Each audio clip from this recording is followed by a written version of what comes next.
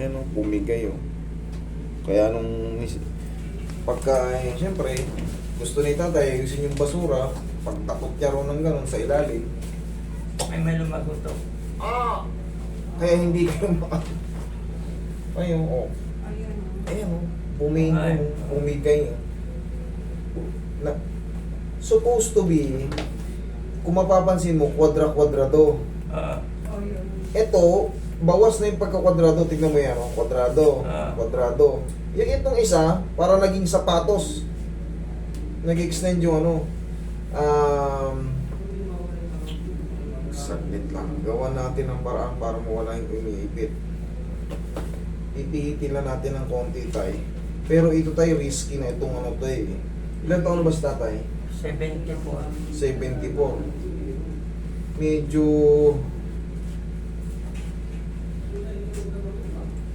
Hindi ako makatulog kasi masakit. tay, bumigay Saka yung ano. pag nasa jeep, pag ganyan-ganyan, sumasakit. Hindi uubra eh. Kasi nga, bumigay na nga, oh. Bumigay na nga. Ngayon, pag nakaldag ka, magpipigil ka talaga ng hininga.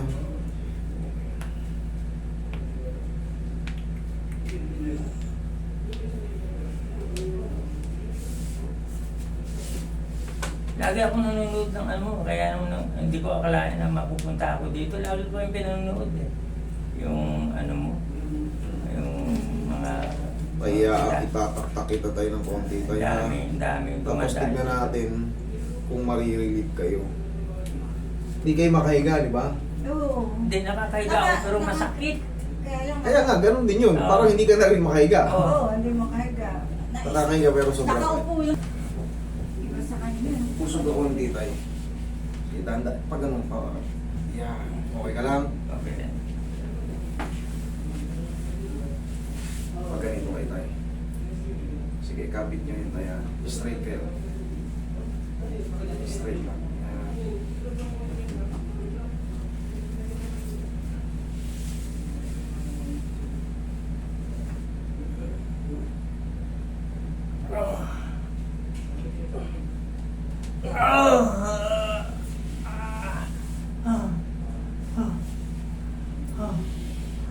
Sakit.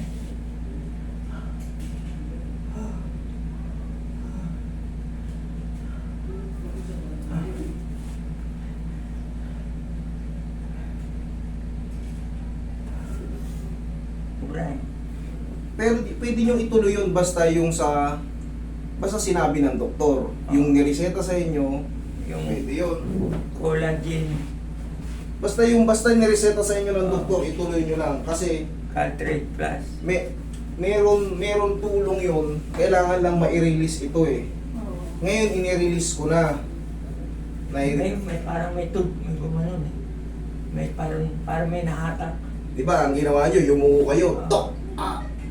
Kailangan yun maibalik, kaya nga... Ah! Lumulot ako. Meron parang nahatak. O ngayon, itatry natin humiga kayo. Di ba, sobrang sakit pag nakahiga kayo. O pag nakahiga kayo mamaya, at nakomportable na, i-maintain nyo na yan. Maglagay na kayo ng brace, ha? Brace. Meron sa bahay. Membrane. Ano yun? Yung naka-ano rito, master ko. Hindi, yung parang sa buntis lang. Yung lang dito, yun. yung inaano. Parang girdle. Meron. Sige, dahan-dahan, huwag magmadali. O, tignan natin kung makakahiga na kayo. Kasi ang kapahingahan natin ay paghiga. Kung di ka na nakakahiga, wala na tayong pahinga. Sige, higa. Bumagsak nga bigla ka daw. Hindi na, alam mo, hindi niya kaya eh. Mami talagang hindi niya kakayanin because nakaganon na nga, oh. Paano ba? Gumano, no? Nakatukod ng pagano. Siyempre, may mga spinal nerve yan na maiipit. Simple lang ginawa ko sa kanya, pero pagka alam kasi yung ginagawa, mas mabilis, hindi na maraming cheche-bureche. Master. Hindi. Iyan nyo muna, damhin nyo muna na nakakahiga na kayo. Oh, tama, ayos. Kasi pag mali yung adjustment, the same pa rin yan or mas masakit. Master, ang sakit niya kasi lagi dito sa kanan eh. Pero ngayon, nawala, Hindi na masyado. Parang nasa gitna nga, pero hindi masakit. hindi masakit. Parang nasa gitna yung ano. Yung ano, totoo po, mayroon pong damage yung ano nyo. Pero ang kailangan natin, matanggal ko lang muna yung pagkaipit. Tapos, maglagay na kayo ng brace. Wala na, umiidad na tayo, 74 na tayo, talagang nagdi-deteriorate. Okay? Ngayon, pagtatayo, hindi ganyan. Ah, Tagilid muna. Sige, dahan-dahan, tagilid. Yan. yan. Parang master yung parang na kuryente, biglang masakit, gano'n. Ngayon, hindi. Meron. Konti lang, ano, sobrang sakit. Hindi naman. O, hindi. Okay, sige, tagilid. Yan, o, sige, tukod yung siko, tsaka yung kamay. Yan ang tamang pagtayo sa higaan. O, tapos ibaba ito. O, sige. Sige, alalayan mo konti, Ay, Roy. sakit. Alalayan mo konti. Alalayan mo konti. Ganun talaga. Pag Sakit. first time, Parang kinukuryente. tay, kumikidlat yan tayo. Ang pakaramdam yan kasi durog yung dito mo. Oo. Durog yung dito mo. Eh, sa akin, bagsak na. Mag-iingat kayo tayo, ha? Kaso nagpo-commute kayo mamaya.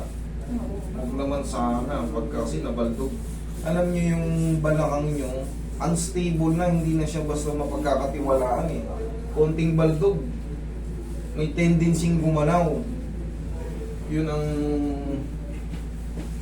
Kailangan nyo muna tayo talaga, bed rest muna kayo. Sabi nga ng doktor, ingatan mo yun kasi baka di ka na makalakad. Ito ba yun? Totoo po. Yung sinabi po ng doktor sa inyo, ingatan nyo yan, baka hindi ka na makalakad. Because yan po, pag bumigay ito, meron po tayong tinatawag na spinal cord.